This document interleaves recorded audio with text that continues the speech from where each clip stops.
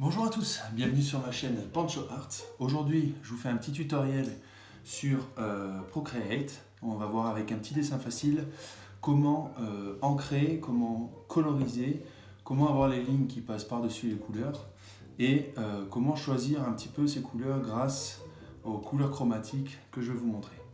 Sans plus tarder, c'est parti, merci. Alors, je commence par prendre un pinceau, donc un aérographe net. Je fais bien exprès de prendre celui-là parce que j'ai augmenté la streamline, vous voyez, donc ça me permet de faire un trait bien net et éviter les tremblements. Donc je choisis le noir. Je commence par faire une sorte de losange à peu près. Donc là, bon, je me suis trompé, il faut le faire tout d'un sans lever le crayon. Donc je le boucle et avec l'outil Quick Line, vous voyez, ça forme une sorte de losange. Ensuite, avec l'outil modifier, déplacer, donc je peux agrandir. J'essaye de former un losange un peu plus symétrique. Donc je bouge un peu un petit peu les pointes. Voilà, une fois que ça me semble à peu près correct, je repasse au pinceau. Donc là, vous voyez, je change de calque, je prends un autre calque. Mais avant ça, je modifie l'opacité. Donc voilà, pour me permettre d'avoir simplement la transparence. Je reprends le deuxième calque que j'avais créé. Ensuite, je reprends un pinceau. Je garde mon pinceau avec la streamline. Et je viens tracer une ligne en gardant le stylet collé contre l'iPad pour pouvoir faire encore une ligne droite et avoir un beau tracé. Là en bas, je viens faire un petit arrondi pour donner un effet de style qui va ressembler à un cône. Et là, je viens commencer à faire la base de ma glace. Voilà. Bon, les traits sont pas forcément très arrondis, mais bon, comme c'est une glace, on peut imaginer que ça peut couler. Donc voilà, je viens faire un trait en forme de vague et je remonte sur le haut de mon triangle, que je vois en transparence. Et je fais ça pour chacun des étages. Voilà, le troisième étage. Je fais attention de bien relier chaque trait. Vous voyez à la base ici, on voit qu'il y a un trou. Donc je prends mon outil gomme.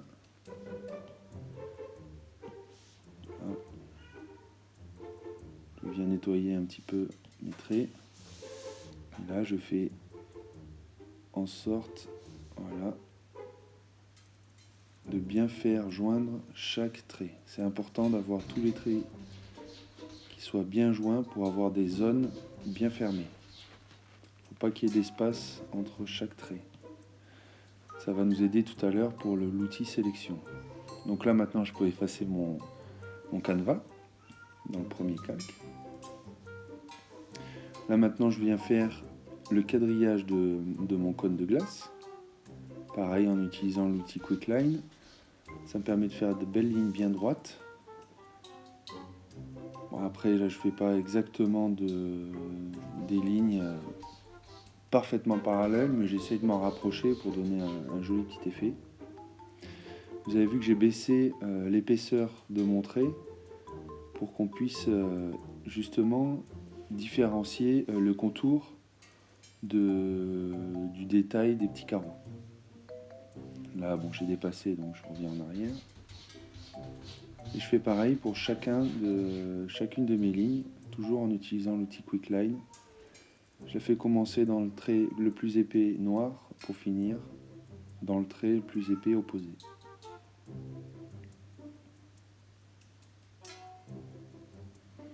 Et voilà.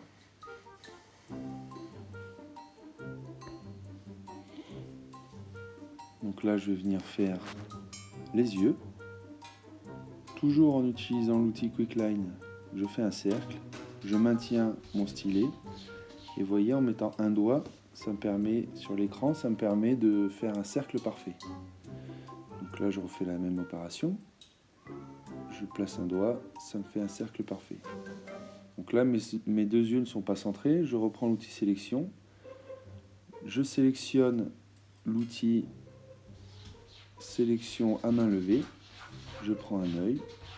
L'outil déplacer. Et je viens placer mon œil à la bonne distance, là où j'ai envie qu'il soit placé.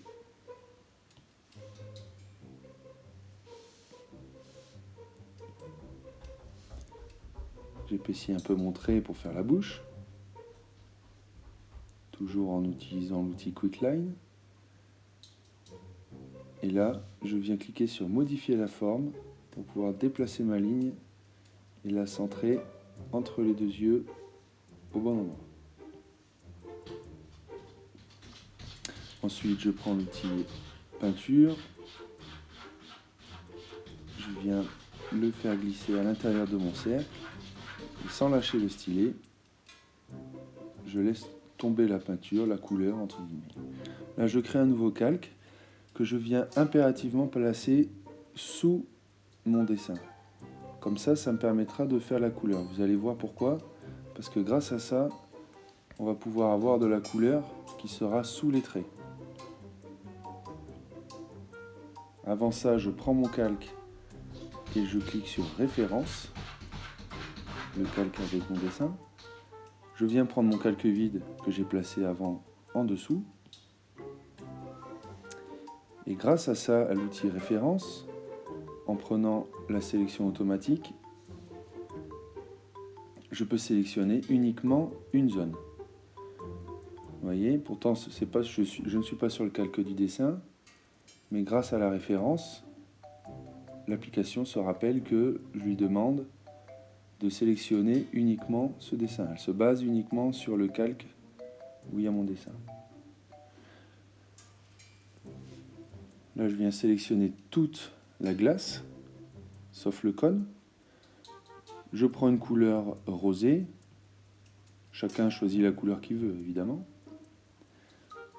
En faisant glisser la couleur et en laissant mon stylet appuyé, je peux comme ça coloriser entièrement le dessin. Toute ma sélection. Je viens faire la même opération pour le cône de glace. Donc là, je pose mon stylet, vous voyez, ça sélectionne quasiment tout. Et en faisant décaler vers la gauche ou vers la droite, j'augmente ou je diminue ma sélection. Vous voyez, là, ça augmente. Là, il y en a trop, je diminue. Là, je fais la même chose. Il est important d'aller au maximum de ce qu'on peut sélectionner avant de sélectionner tout le dessin. Voilà. Comme ça, la couleur vient bien remplir l'intérieur du quadrillage, par exemple.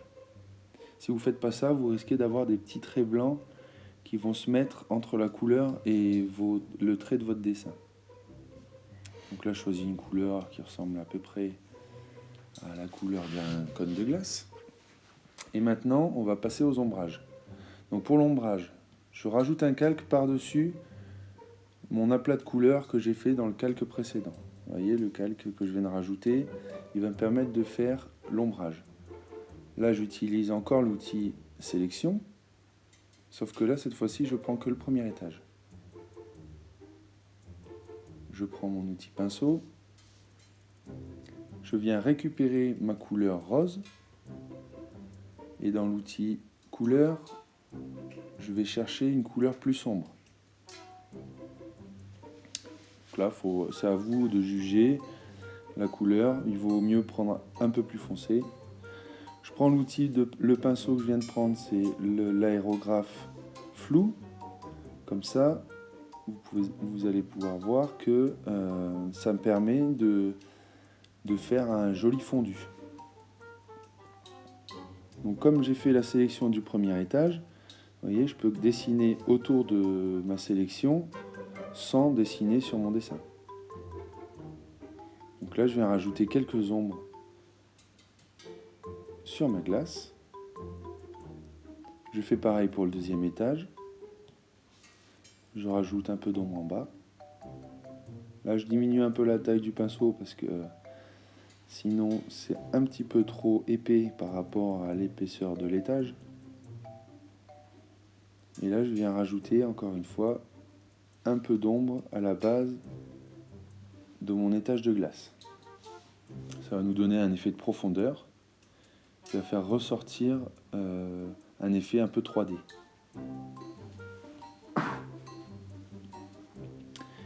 Pareil pour le troisième étage. Donc on rajoute de la couleur un petit peu plus sombre, de l'ombrage à la base et au-dessus, parce que l'étage supérieur fait forcément un petit peu d'ombre. Donc je sélectionne un seul étage à la fois, je prends mon pinceau, je rajoute un peu d'ombre en bas et en haut. Voilà.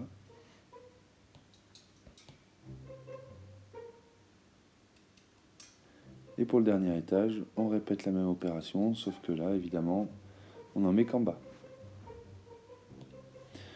Voilà, nous avons fini avec l'ombre de la glace, on va passer à l'ombre du cône. On répète la même opération, on prend l'outil sélection, on vient chercher notre quadrillage en faisant glisser notre stylet sur la zone. Voilà. Une fois qu'on a sélectionné notre cône, on prend notre pinceau, on vient chercher le pot de peinture pour reprendre du jaune. Et là, je glisse un petit peu vers le orange pour avoir un petit effet un petit peu plus doré et pour apporter un petit peu d'ombre. Je reprends mon pinceau aérographe pour pouvoir coloriser et rajouter un peu d'ombre. Vous voyez, on voit tout de suite que ça donne un petit effet 3D.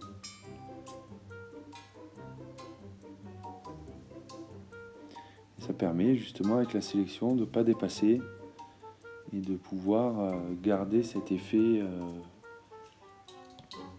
fondu. Vous pouvez constater que justement notre couleur est bien sous le trait. Ça c'est parce qu'on a sélectionné juste qu'on a mis notre calque en dessous de notre dessin. Donc là maintenant je vais faire la lumière. Donc je reprends ma couleur de base qui est le rose, pas l'ombrage, hein, la couleur de base. Et là je modifie un petit peu le rose, voilà, un peu plus vers le violet, et je viens chercher du clair. Et là, la couleur claire, on va la passer sur le bord et sur la zone du milieu. Vous voyez, c'est pour accentuer encore cet effet 3D. Il faut savoir qu'on a 3 phases. On a la couleur de base, la couleur d'ombrage et enfin la couleur de lumière. Et ces 3 choses vont vous permettre de donner à chaque fois un effet volumineux. Ça va augmenter le volume. Vous voyez, là je fais ça, du coup je répète l'opération pour chaque étage.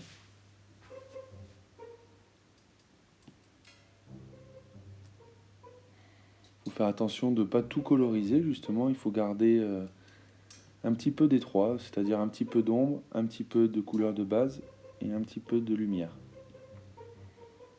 Sur ce modèle-là, la lumière, on la met un peu plus au centre, plutôt qu'en haut, parce que tout à l'heure, on a mis de l'ombre sur le haut de l'étage, pour justement accentuer l'ombrage de l'étage du dessus.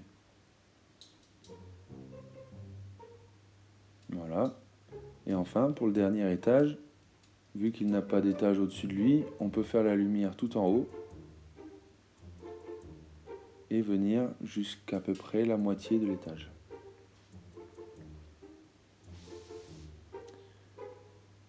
Voilà. Donc là, on a quasiment terminé notre dessin. Je prends du blanc cette fois-ci pour faire l'intérieur des yeux. Sauf que là, vous voyez, quand je dessine, ça n'écrit pas. Pourquoi? Parce que j'ai pas sélectionné mon calque le plus au-dessus, le plus haut. Maintenant que j'ai sélectionné mon calque le plus haut, je peux dessiner et faire les yeux. J'utilise encore l'outil Quick Line pour avoir un beau cercle. Et là, vous voyez, je viens remplir mon dessin de blanc, mon cercle de blanc. Donc dans ce dessin-là, pour donner un petit effet un peu kawaii, un peu mignon, je fais 2 cercles à l'intérieur de l'œil pour donner un petit côté œil de chat, œil un peu mignon. Donc je fais la même opération pour le deuxième œil. Voilà. Un deuxième cercle blanc un peu plus grand. Je laisse poser mon stylet. Et l'outil Quick Line se met en route pour pouvoir modifier la taille.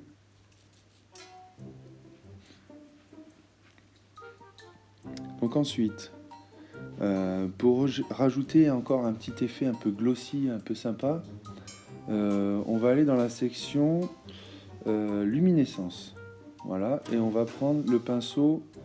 Vous allez voir, bon là je me trompe, je prends pas le bon pinceau, c'est le pinceau luminescence celui-là. En reprenant la couleur rose, c'est la couleur avec laquelle on a fait les lumières.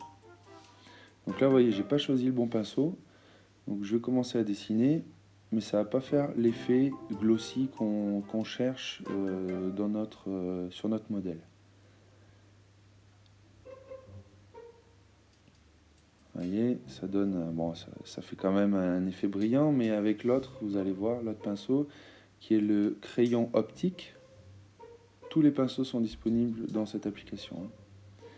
Et là, vous allez voir, voilà, on peut garder, là, suivant la pression qu'on met sur le pinceau, suivant l'inclinaison, on a un bel effet, justement, lumineux. C'est vraiment un de mes crayons préférés pour rajouter des touches de lumière sur mes dessins. Donc là, pour le côté glossy, on va prendre notre pinceau et on va essayer de faire des petits traits comme je fais là sur le modèle vers le centre de chaque étage. À part sur l'étage où il y a les yeux, où on fait un peu sur les côtés pour pas gâcher les yeux. Là, sur les étages supérieurs, vous voyez, on prend un petit peu plus haut que le centre et on fait un petit trait fin. Faut pas appuyer très fort sur le trait, hein. Voilà, on veut juste rajouter un peu de brillant, un peu de lumière. Donc on va chercher quelques petits traits, voilà, délicatement. C'est pas grave si on passe un petit peu sur le noir, ça rajoute un petit côté brillant. Et enfin le dernier étage qui vient ramener la lumière. Donc voilà, c'est terminé pour ce dessin. On va effacer le premier calque qui ne nous sert plus à rien. Et voilà. Maintenant on va passer au fond. Donc pour le fond, je viens prendre mon calque d'arrière-plan et je choisis la couleur rose avec laquelle j'ai fait la lumière. Je viens créer un nouveau calque que je mets, vous avez vu, je le place en dessous de tous les autres calques. C'est vraiment le premier calque après l'arrière-plan. Et là, pour savoir à peu près quelle couleur choisir, je garde mon rose et je choisis harmonie. Vous voyez, je regarde dans les couleurs complémentaires. Ici, on a tout un déroulé avec analogue, triadique, tétradique. Et là, moi, je cherche couleur complémentaire. Donc, je prends mon rose et vous voyez que la couleur complémentaire, c'est le vert.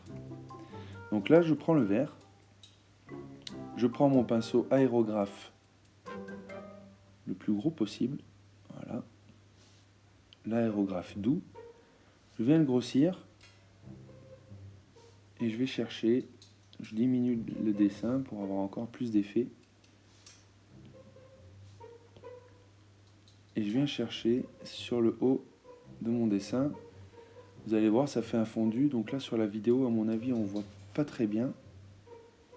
Mais quand je vais dézoomer, on va voir justement cet effet fondu vert.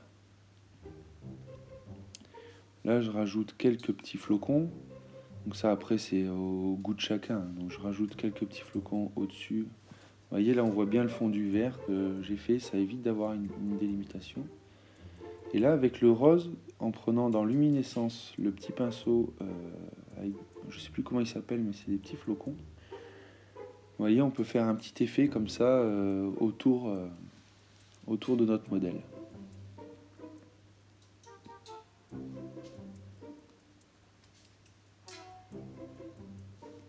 Et avant de terminer, pour rajouter encore un peu plus de profondeur à notre dessin, on va sélectionner la roue. Voilà, on va prendre un petit rose,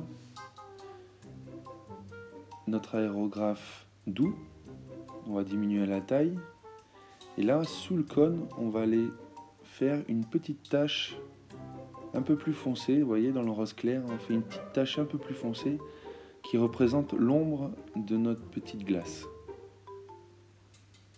Rien que ça nous donne déjà un effet, on a l'impression que la petite glace elle vole et tout, donc ça nous donne un effet de profondeur.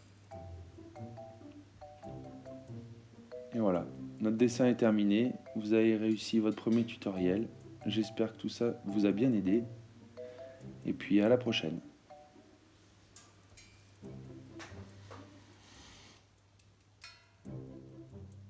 Et voilà, cette vidéo est terminée. Si elle vous a plu, n'hésitez pas à vous abonner et à mettre un pouce bleu. En attendant la prochaine vidéo. Au revoir.